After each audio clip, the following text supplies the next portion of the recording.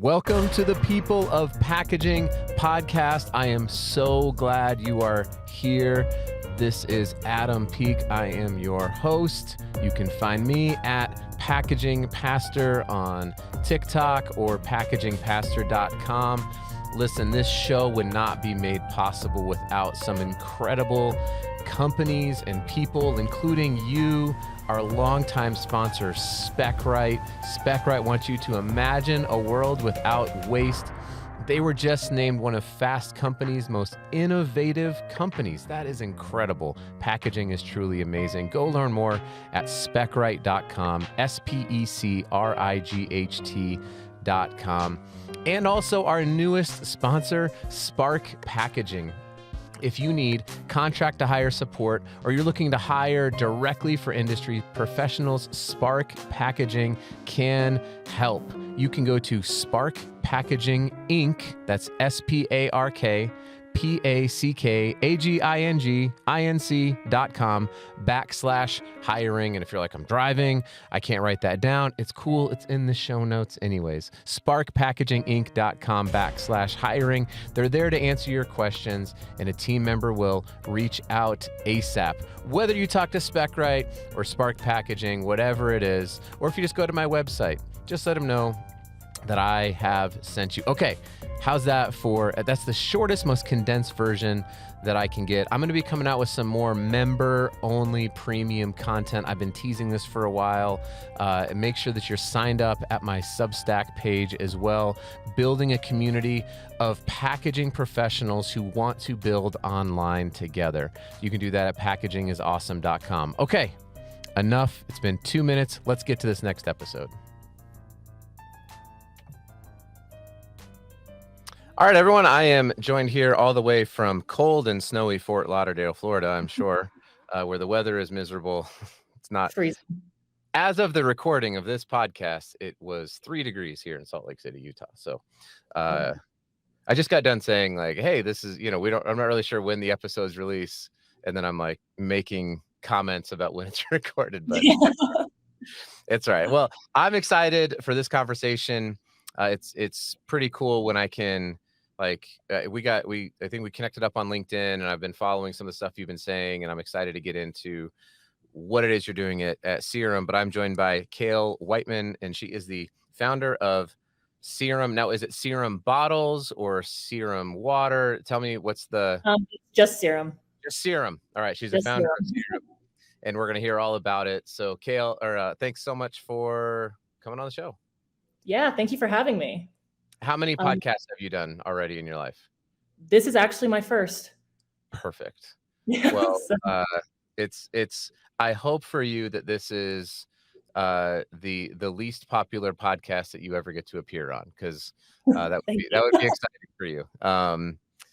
Well, why don't we start off our podcast episodes with just sort of a general introduction? So, other than your name and your title and where you live, which is interesting, but maybe just give us a little bit of a backstory of how you arrived at where you. I mean, I saw on your LinkedIn page something about giant yachts, and you seem to have a really compelling and interesting life up to this point. So why don't you just do a quick introduction?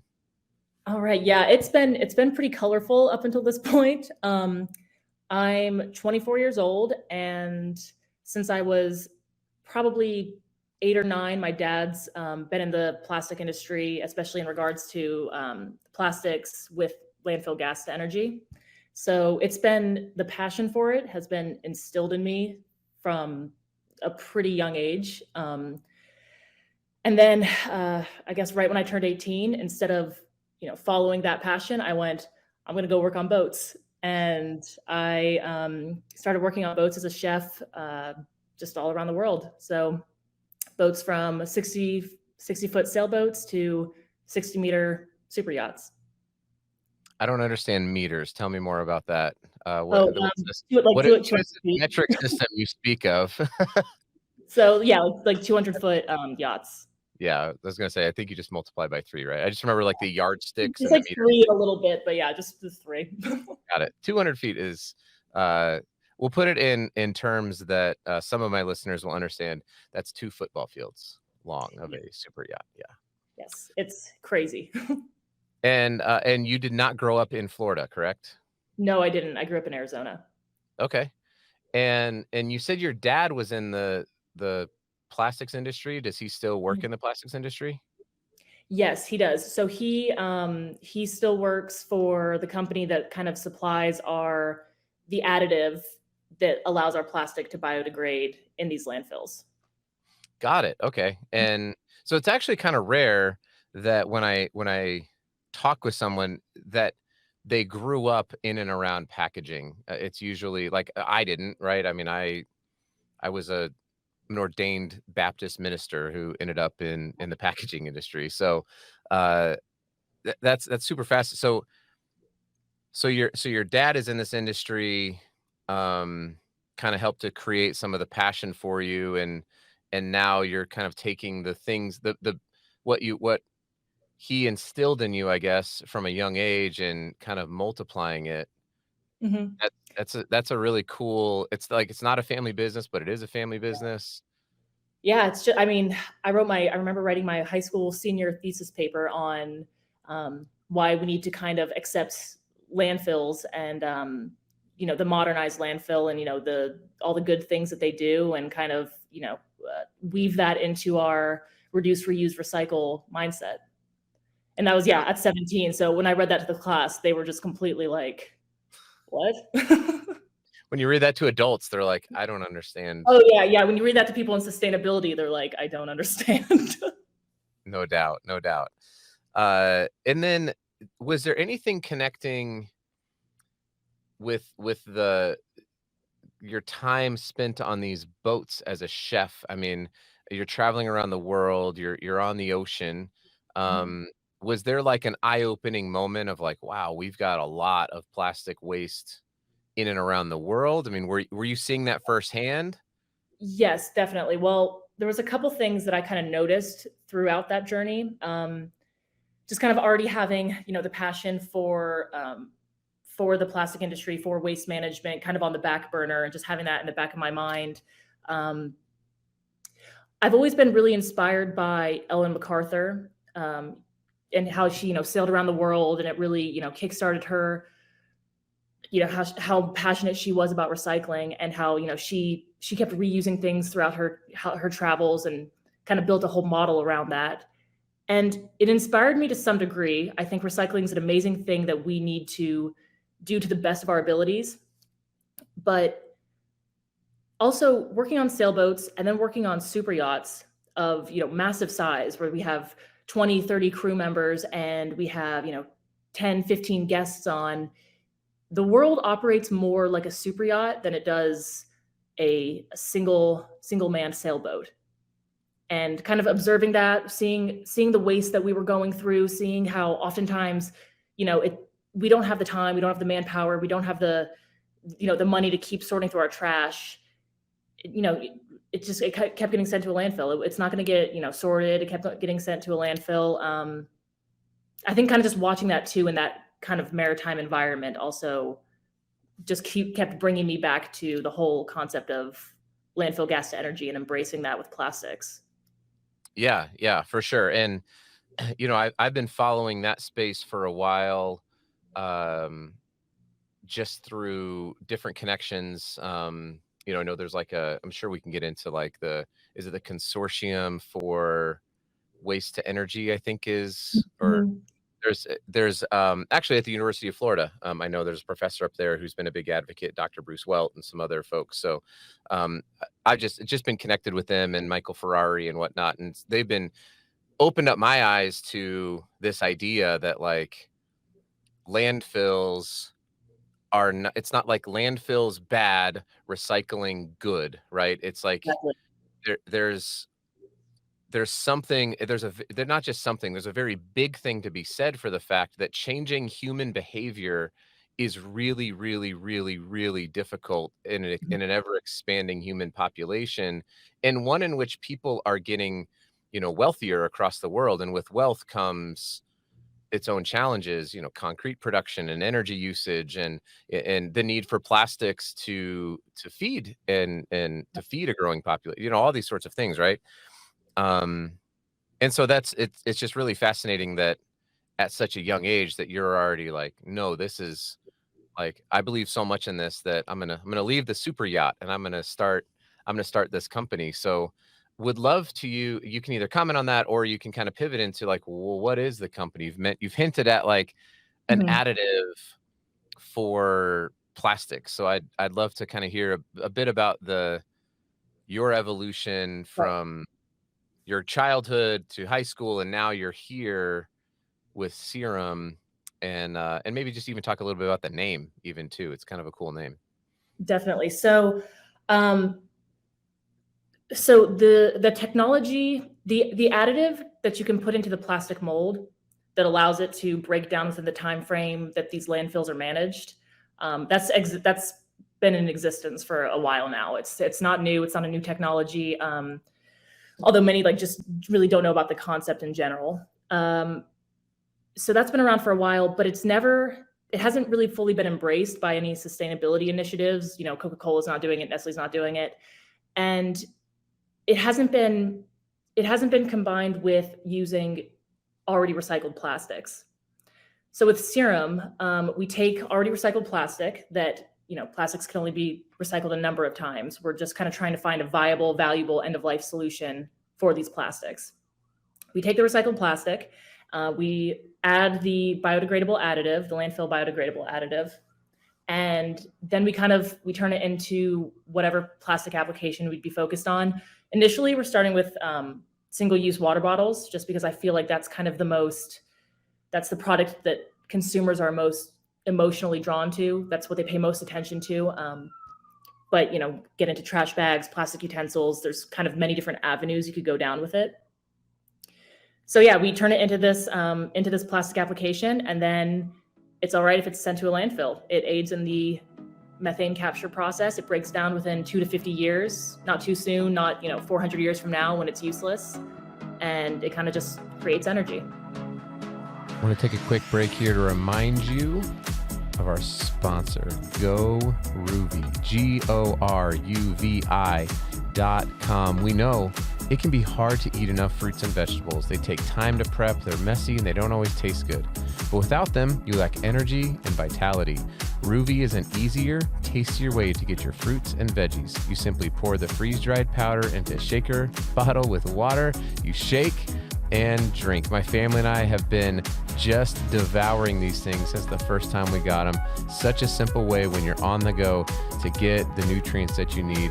So remember, it's goruvi.com. Use promo code packaging to get 15% off. goruvi.com, promo code packaging. Let's get back to the interview. Interesting. So, and maybe tell the listeners a little bit about this this methane capture, because I don't think people quite realize how complicated a landfill is, right? So maybe just talk a little bit about what happens to food waste, and it sounds like even the Serum bottles or the Serum. I guess we're starting off with water bottles, right? Like, so it breaks down into something and it releases something. That's my very scientific description. Yes, that's it. So basically, for the listeners, landfills are not the dumps that we think they are. They're not the dumps that we've been told over and over. You must keep everything out of a landfill because it's just gonna sit there and it's gonna seep into the environment. It's gonna cause pollution. They're evil. They're bad. In order to have a circular economy or true zero waste, we need to completely avoid landfills. That's just not the reality of waste management in the year 2023. Landfills are meticulously engineered. They're highly managed, and most importantly, they basically, when the waste is in the landfill, it's putting off a methane gas as it decomposes. And now these landfills are capped, and the methane gas, instead of becoming a pollutant, is now turned into basically clean renewable energy. It's turned into natural gas, and not only that, but it's a baseload energy source. It's constantly emitting methane, unlike wind and solar, where sometimes there's not wind, sometimes there's not sun. There's always going to be methane coming out of a landfill. Unfortunately, our plastics don't really work in these environments.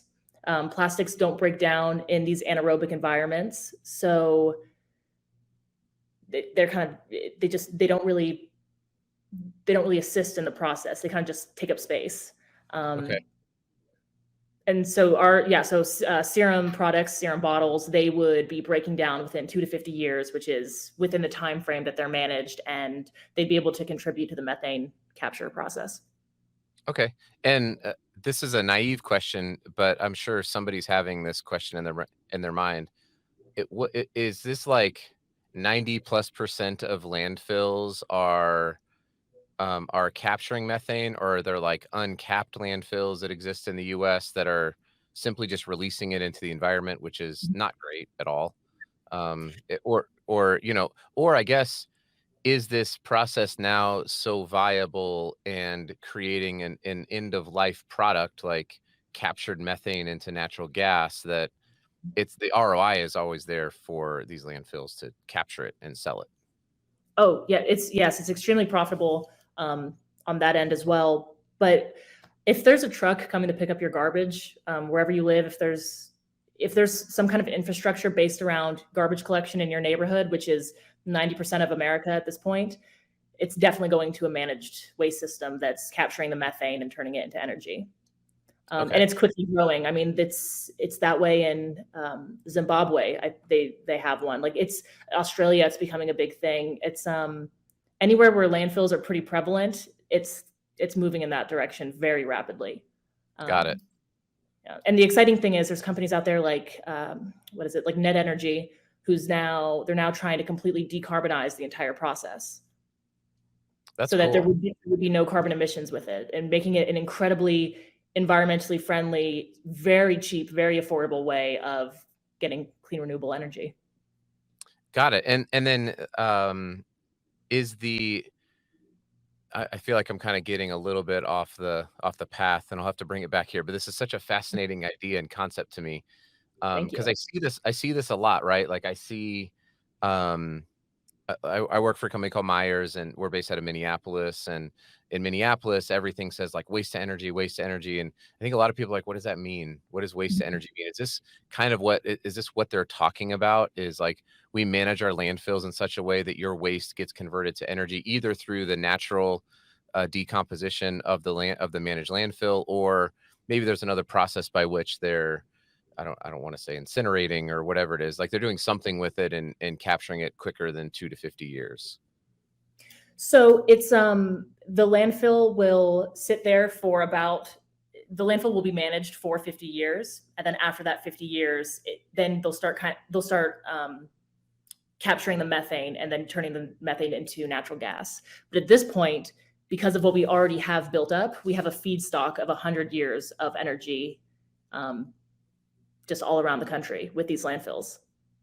Yeah, and thinking about that, like the idea that, and natural gas probably has its own opponents and all that stuff, right? But it's like if we can create natural gas from our natural habits instead of our natural habitats, through drilling and fracking and all that stuff, like I got to imagine. And I have zero idea what the proportionality is, right? Somebody might come in and be like, well, our landfills can only create, less than 1% of the natural gas. Okay, I don't know these things.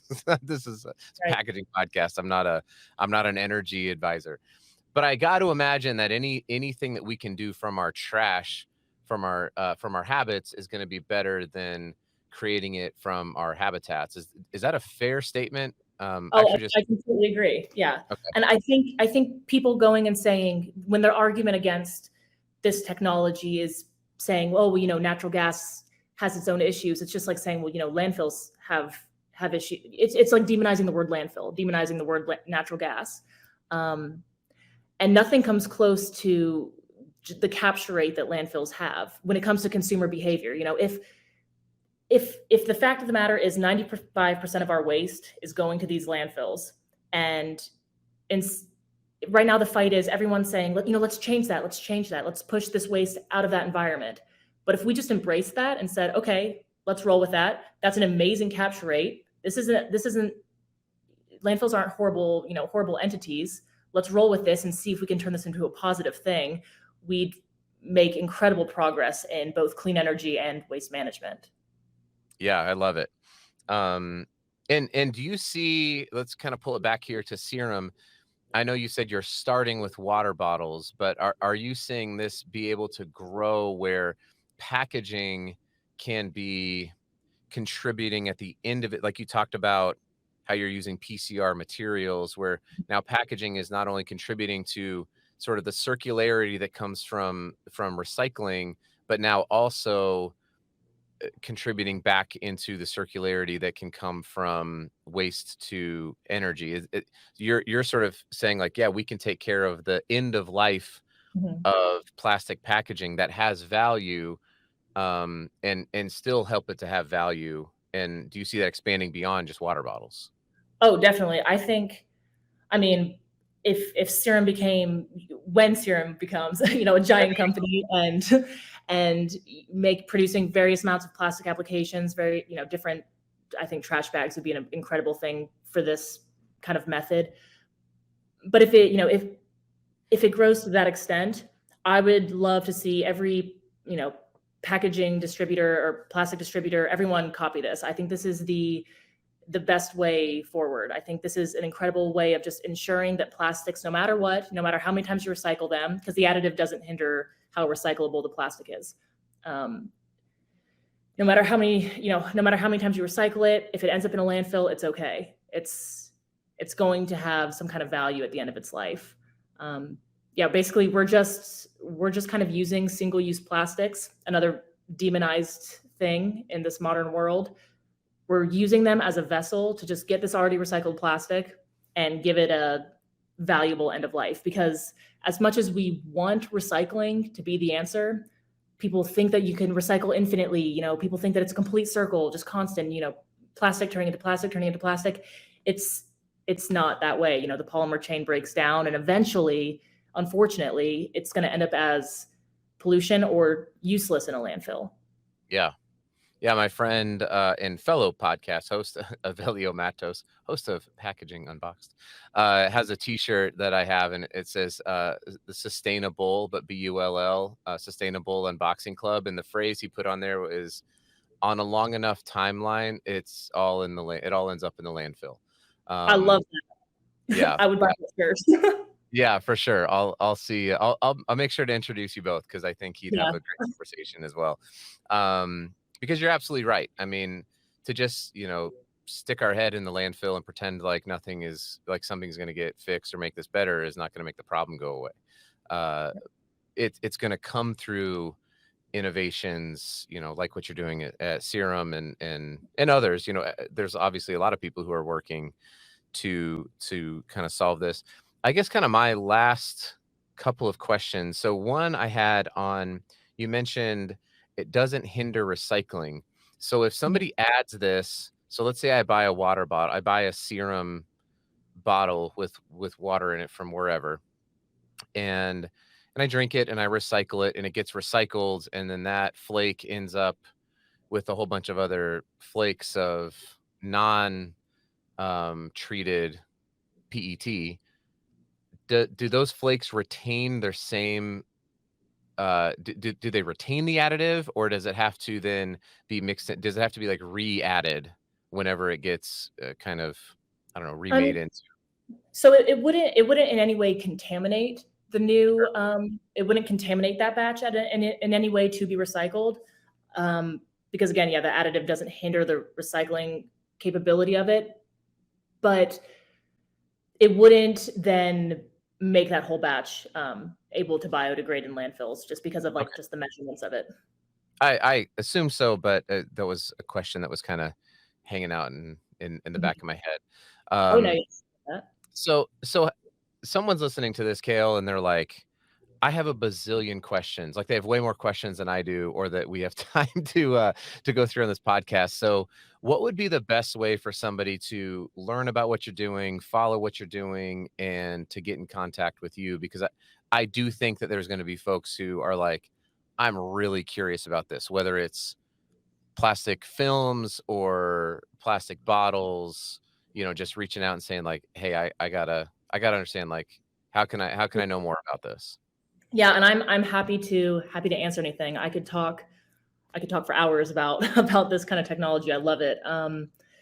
www.serumwater.com is our website. Which is SER.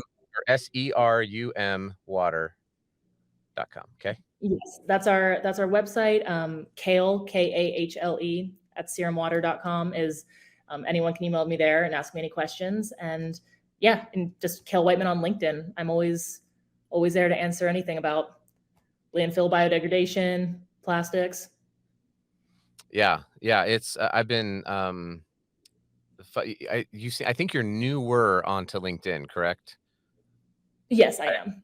Okay, yeah. I just recently got connected up, but your content is great. I love you poke the bears really well, and I think it's awesome. Thank you. Keep going. LinkedIn's a wonderful platform. I've been on there for I don't even know anymore, maybe 8-9 years, something like that. It's been a long journey, me and LinkedIn. I feel like we're friends. Yeah. Well, Kale, this has been awesome. I'm super interested and really fascinated to follow this and help out in any way I can. I hope people reach out to you from all areas of the packaging industry, CPG industry, food and beverage industry, and just reach out for more questions because I think it's a really important topic, right? And one that obviously you're really passionate about, and I feel obligated to as well, right? Working in this industry. Yeah, thank you. I feel like it's one of the only data-backed solutions when it comes to waste management right now.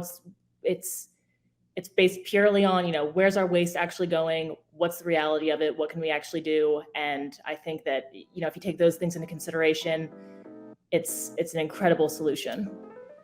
No doubt. Well, everyone go to serumwater.com, reach out to Kale on LinkedIn. I'll make sure that all the links, when you're listening to this podcast, you can just scroll on down, you can click some of these links and you can reach out directly that way. You don't have to write anything down, especially if you're driving. Don't do that. But Kale, this has been awesome. Thanks so much. I'm rooting for you and stoked for what you're doing. It's really cool. Thank you so much. Thanks for having me. Yep. I appreciate it. Hey, congrats. You made it to the end of the podcast. If you're looking for more great podcast material in the packaging industry, please check out Sustainable Packaging with Corey Connors and the newly redesigned Package Unboxed with Avelio Matos. Go find them wherever you listened to this podcast. Thanks, everybody.